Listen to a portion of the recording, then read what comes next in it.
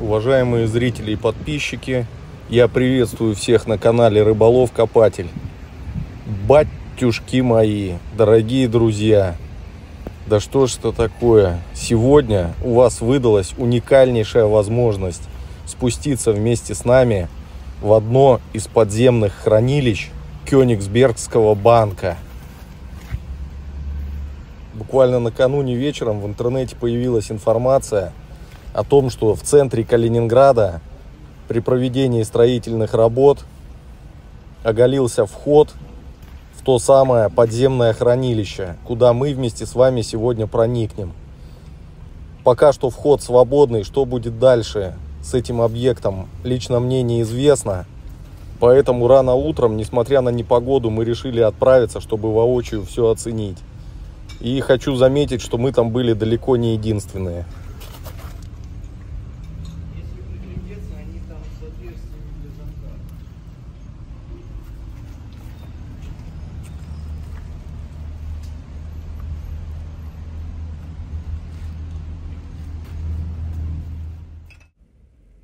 Вообще, согласно исторической справке, в районе Кнайпхоф располагалось два банка совсем близко друг к другу.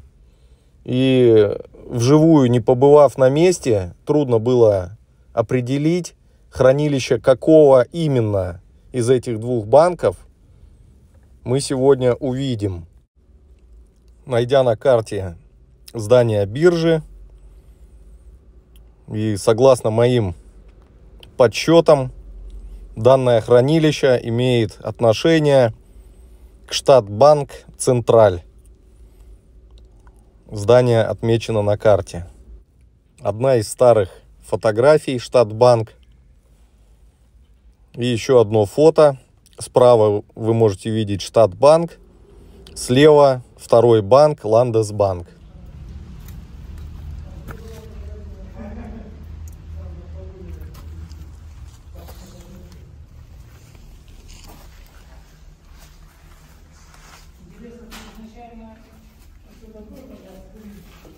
Ничего здесь не было. Немцы все разгрызли. И даже мраморный пол остался. Десятилетиями Кёнигсберг считался у нас только осиным гнездом прусского милитаризма и фашизма. Но, как оказалось, это был крупнейший европейский культурный центр с уникальными художественными и янтарными собраниями, десятком музеев, архивами и библиотечными коллекциями, культурными ценностями, академией художеств, галерей, институтов, выставочных залов, замков, дворцов и кирх. Но также Кёнигсберг был и городом сберегательных касс, банков и банкиров. По состоянию на 1941 год их насчитывалось более 2 десятков. Основными банковскими районами считались остров Кнайпхоф, улица Форштеттише и площадь Гизекус, нынешний остров Канта, соответственно, Ленинский проспект и торгово-развлекательный центр напротив бывшего Королевского замка. Я назову только некоторые наиболее солидные банки. Это провинциальный восточно-прусский, немецкий, транспортно-кредитный, дрезденский, ремесленников и домовладельцев, торговый, сельский, арендный, объединенный и другие банки и кассы. Самым большим и главным считался Рейхсбанк, государственный банк. Он располагался у восточного флигеля Королевского замка, за Замковой площадью. Во время бомбардировки Кёнигсберга англо-американской авиацией в конце августа, начале сентября 1944 года, а также во время штурма города, многие здания банков пострадали. В первые же дни после штурма Кёнигсберга все здания банков находились под контролем комендатуры города. Имеется в виду уже советской комендатуры города. Тогда остро стоял вопрос, удалось ли банкирам вывести свои капиталы в центральные районы Германии. К сожалению, однозначно ответить нельзя и сейчас, спустя многие годы после войны. В апреле 1945 года установки для резки стали в распоряжение финансовых работников еще не прибыли. Выделенное им саперное подразделение с взрывчатыми веществами и средствами взрывания с работой не справлялось из-за большого количества выявленных сейфов в банках и учреждениях. При этом во многих банках были обнаружены мины замедленного действия.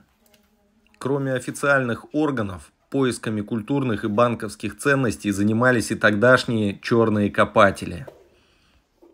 Помещение хранилища Штатбанк достаточно хорошо сохранилось. На полу можно увидеть банковские ячейки, которые разбросаны по углам. С потолка свисают сталактиты.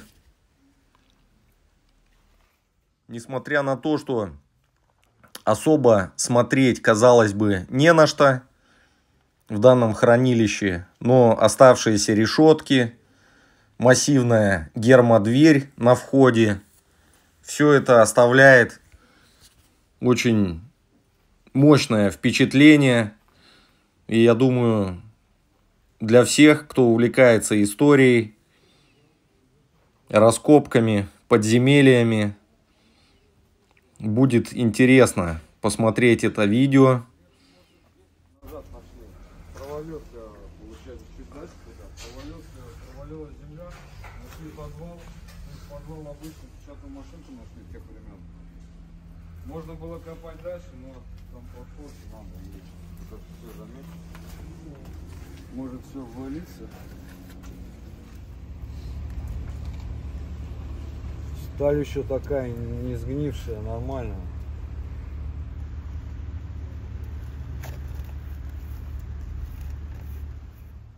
Если подняться на поверхность, то также можно увидеть мраморный пол, который был, судя по всему, в холле банка.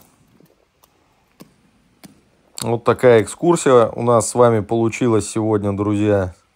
Всем большое спасибо за просмотр. Надеюсь, вам понравилось. Всем пока. До новых встреч.